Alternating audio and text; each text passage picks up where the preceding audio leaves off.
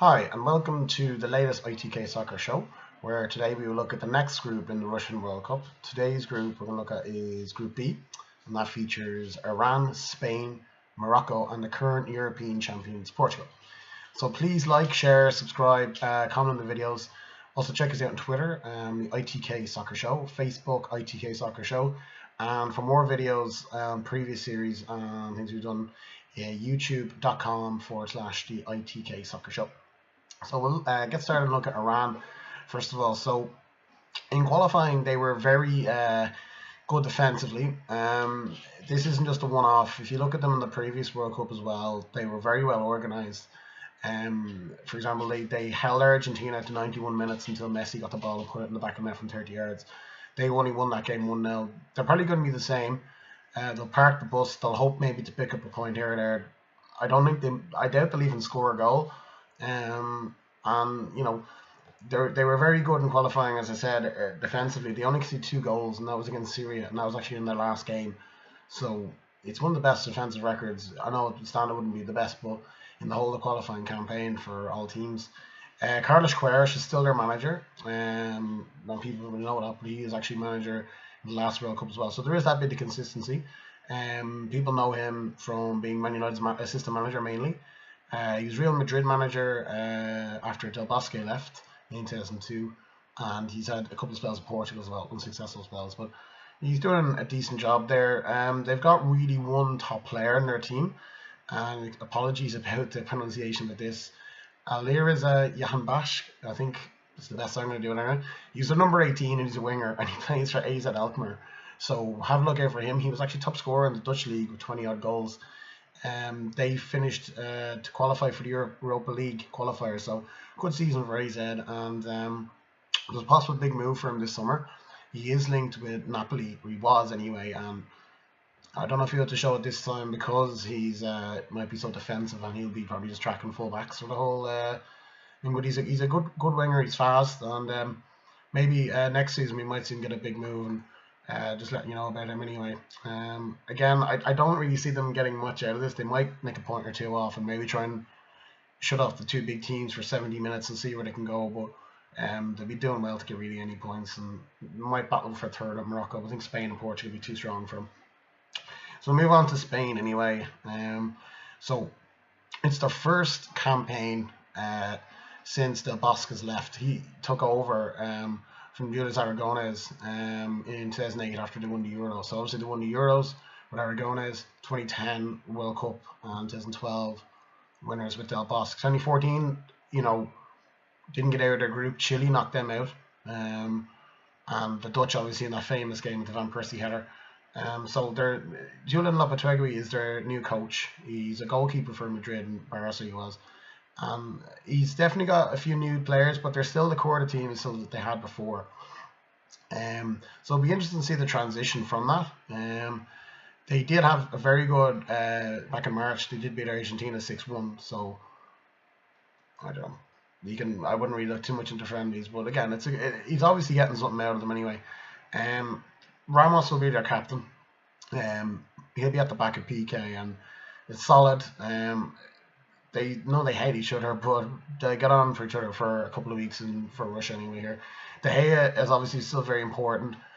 He did make a bit of a howler in one of their friendlies there last week. 1 howler in 3 years, not too bad. Iniesta, obviously, he's just moved to Japan now to Vissel Kobe. So it'll probably be the last time we really get to see him. So let's actually just, no matter how much he plays, I think he will start most games, but I don't think he'll go more than an hour. 65 minutes max, I'd say. But let's just appreciate how good he was and how good he is.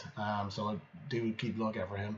Obviously, David Silva had a brilliant season as well. I'm just naming off a lot of midfielders here, but they have so much ability in midfield. Like, they'll keep the ball all day long, but I still think they'll struggle to score goals.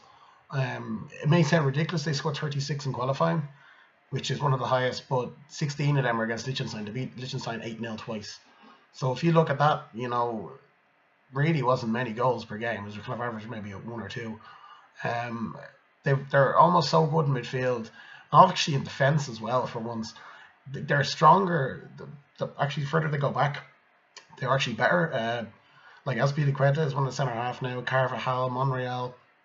Um, Obviously, I mentioned PK and Ramos. Great goalkeeper. Like, they're a very good team.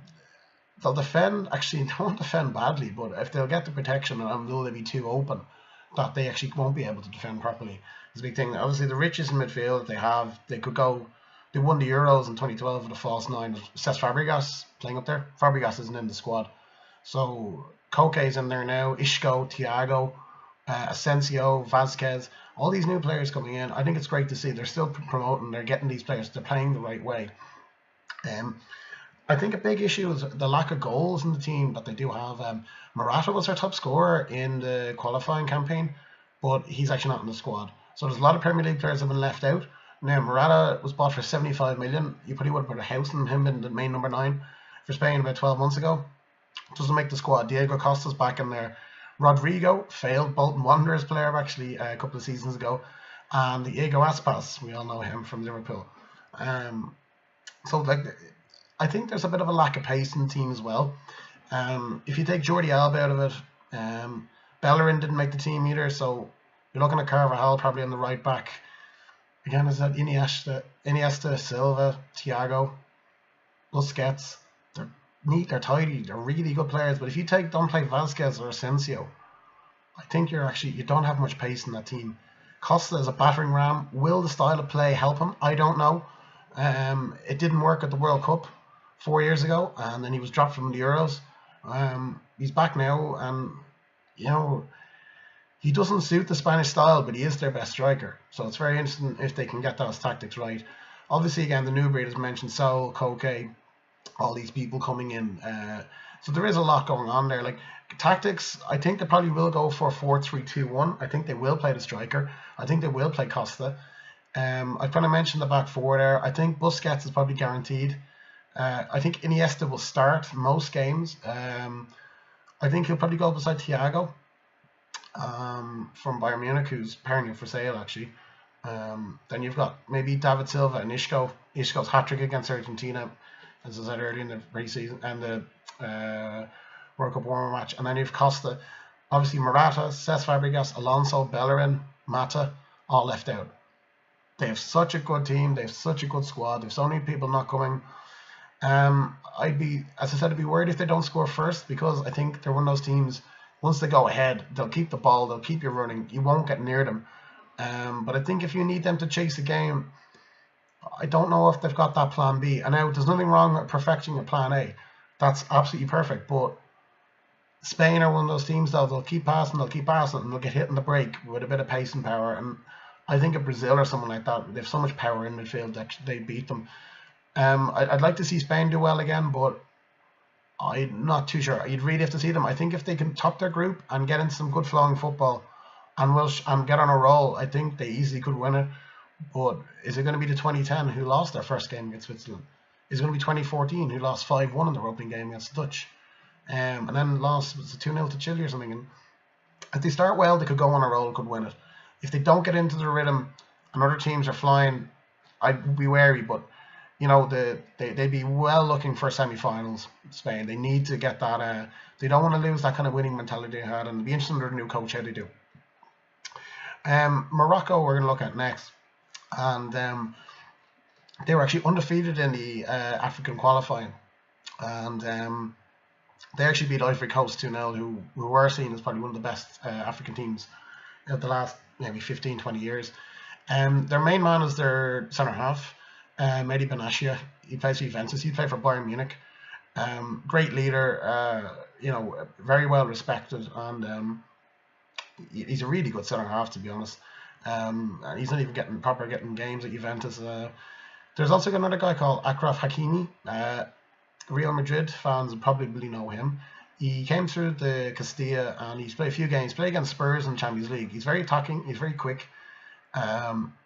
He's definitely a player to look out for. I was very impressed with him in Champions League. I'd like to see more of him. I think Madrid maybe need to loan him out to get the best out of him. And I can see maybe it's Carvajal's long-term replacement at Madrid.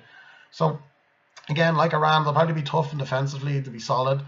And I think themselves and Iran will scrap for third place. Well, Portugal and Spain will probably, beat those two and then just settle for a 0-0 or something. Don't injure their players. But Yeah, I think they probably will just get third, but again, they'll be doing well really to break the top two on this group.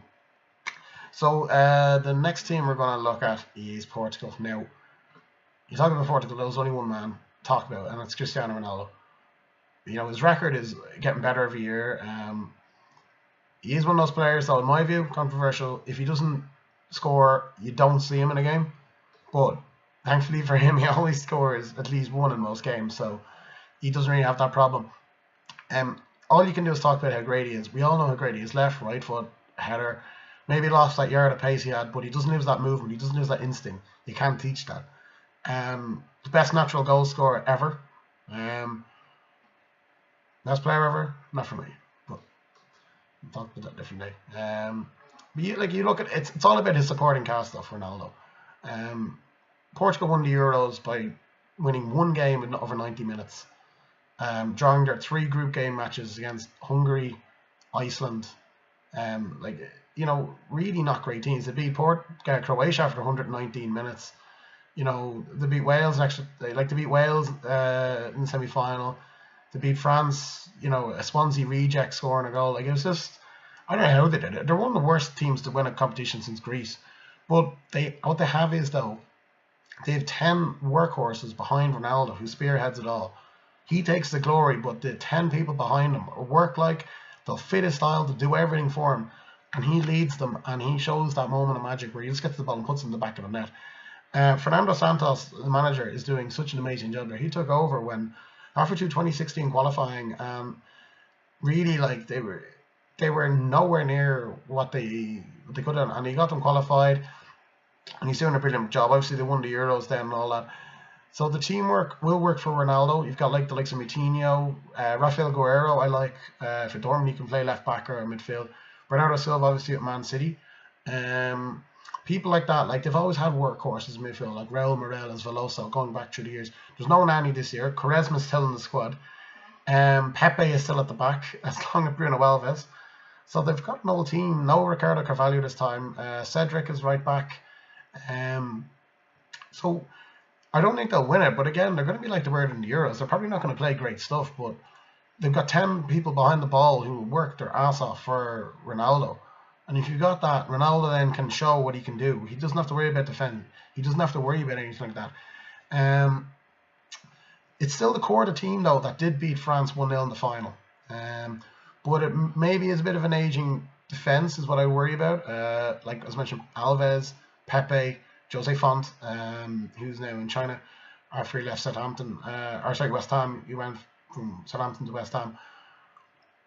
They're all over 34. So I would worry about that, but again, if they're going to put 11 men on the ball and they're going to sit deep, they mightn't be exposed too much if they've got the hard work in front of them, you know.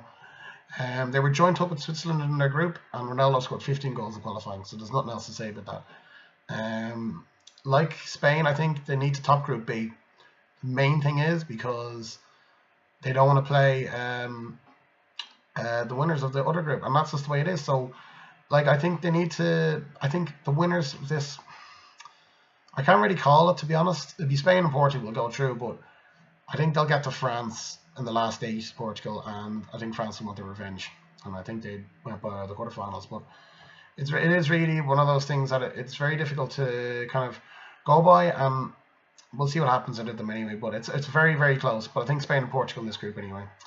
Anyway, that concludes this video. I said earlier, like, share, subscribe, comment. Let us know what you thought in the comments below. Check us out on Twitter, Facebook, YouTube. All the links are there. And have a good day.